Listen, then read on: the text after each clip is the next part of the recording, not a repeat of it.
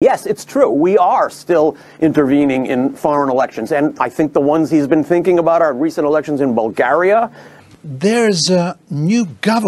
Но тук има ново правителство. И въпросът е, участвахте ли по какъвто и да е начин в сглобяването? С влияние или с натиск? Да, и само да кажа, че даже имената са синхронизирани с посолство. Има една прослойка в Османската армия, която се казва спахи християни. Това са хора, военни, християни, доброволно предали своята държава, доброволно включили се в състава на Османската армия срещу запазването на техните привилегии, техните земи, то тогава не е имало роби, техните крепостни селени. Така че тук в залата иничери, господин професоре, няма, вие не сте историк, затова няма как да го знаете, тук има спахи християни. Хора, които доброволно са се продали на чужди държави, хора, които доброволно, обслужвайки чужди национални интереси, доброволно продават и предават своята национална чест и достоинство. Ha! Ich bin doch nicht umsonst ein Fuchs. Es gibt mehrere Methoden, ein Huhn zu rupfen. Psychologie. Zitat. Um die Masse zu manipulieren, muss man bei dem Dümmsten ansetzen. Zitat Ende. Wollen mal sehen. Wer sieht schön bescheuert aus? Вие сте прости, аз съм просто, това се разбира. Какво Конрад Аденауер би искал повече от партията, на която помага? Така че тези 10 години, къде сте харчили парите на немските данъкоплатци, мисля, че с пъти са се върнали повече в защита на вашите интереси. Факт. Навсякъде са избирани такива лидери, които да изповядват концепцията за големите началници. Нали? Да служат неща. На папата... Yes. 3 папи са ми дали по глава. Including Francis the latest, yes. Включително и последния папа, Франциск. Yes, there he is.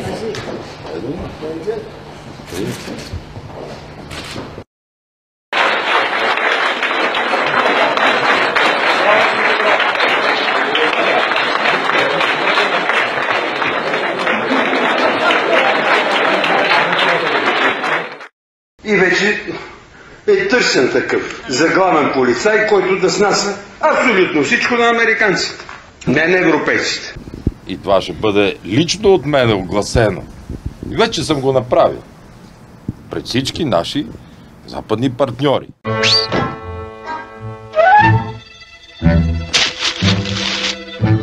Zitat. Wenn du ihm was vorlügst, sei nicht zaghaft, sondern lüg ihn die Hucke voll. Zitat Ende. Какви са тези евроатлантически ценности? Поразрових се. За първи път термина е определен. Той не съществува в класацията на юридическите термини на ООН. Знаем, че това може да бъде използвано тогава в официални идеологии и пропаганди. ООН не се занимава с това. Той е употребен в първоначалната чернова на учредителния акт на Северноатлантическия военен пакт. Последния начин. Под формата на евроатлантически ценности ще се обяснява заемането на територията чрез военна сила и военни действия на страни, които не са членки на пакта. Тогава е употребен, тогава е измислен термина евроатлантически ценности.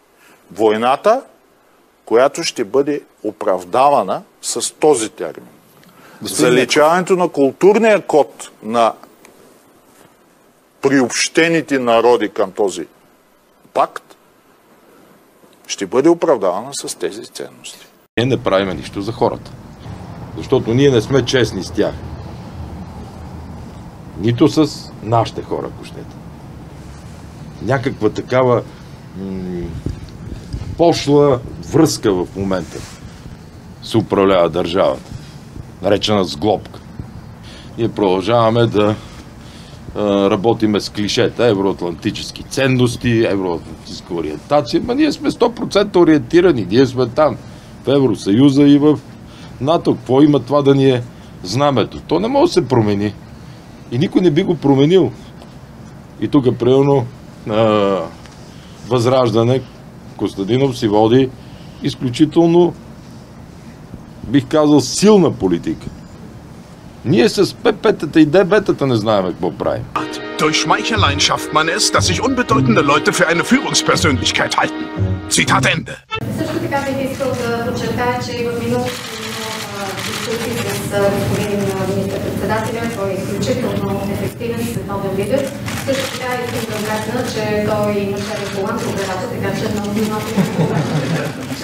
За първи път срещам новия лидер и канцлер на Германия Ангела Меркел. Тя ме гледа и казва: вика, очудвам се, но вика, за България ни трябва полицай. И затова ще те подкрепя. Викам: да, но Конрад Аденауер не иска да ме срещнат. Тя вика: сега ще приема. И отивам и се срещам с уважаемия Герхард. The gap showed under the leadership of Бойко Борисов that the people can trust in the party. Европейската народна партия пък застана твърдо зад корумпираното българско правителство.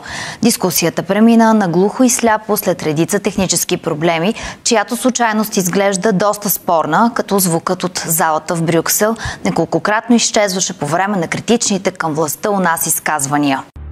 Започваме с поредната бомба от Wikileaks с адрес България. Този път под прицел на американските дипломати е Бойко Борисов. Документът е с заглавие "Най-популярният политик в България. Големи надежди, сенчести връзки". Сенчести връзки. Борисов безсрамно си правеше реклама като главен секретар, умело комбинирайки влиятелни контакти с собствениците на медии и по холивудски перфектните си медийни инстинкти, за да осигури благоприятно отразяване, върху което се базира имиджът му. Журналисти признавали пред Байерли, че Борисов е давал пари на ръка за позитивни материали в медиите и е заплашвал авторите на критични публикации. Разделът мръсотията е за миналото на Борисов и обвиненията, които го свързват с скандали с източване на гориво, с нелегални сделки в комбинация с Лукойл и с сериозна контрабанда на метамфетамин. Liebe CDU Deutschland, liebe Angela. Фондация Ханс Зайдел, благодаря и на Конрад Аденауер. Двете фондации, които за нашата партия през цялото време са се грижили изключително добронамерено. Vorzüglich. Hey, Moment mal, so läuft das nicht. In meinem Buch endet die Geschichte anders. Ach ja? Du darfst nicht alles glauben, was du liest, mein Freund. Българските политически партии са по-скоро олигархично-колониални клики, които обслужват чужди интереси, всякакви други интереси, местни, частни, локални, само не общо българските национални интереси. Schlaumeier wird ich's zeigen. Na warte. Wer sagt's denn? Zitat: Untergrabe das Vertrauen in ihre Anführer. Zitat Ende. Прокуратурата поиска заличаването на партия Възраждане.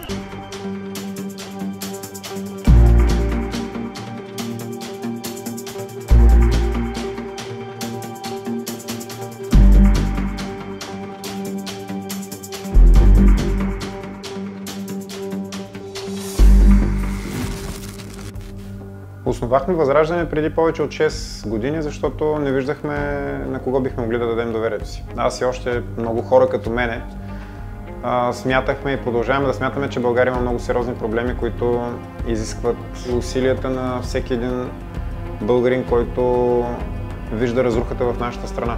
Българските политически партии са по-скоро олигархично-колониални клики, които обслужват чужди интереси, всякакви други интереси, местни, частни, локални, само не общо българските национални интереси.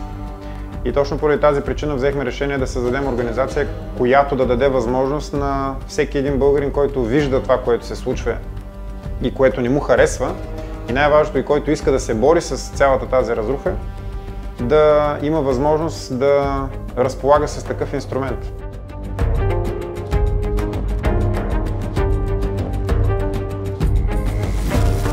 Когато се появи една организация, която е независима, която обединява все повече и повече хора и която говори активно срещу американския колониален режим, естествено е, че организираната престъпна група на ДАНС и на прокуратурата, защитаващи чужди национални интереси, ще тръгнат срещу нас.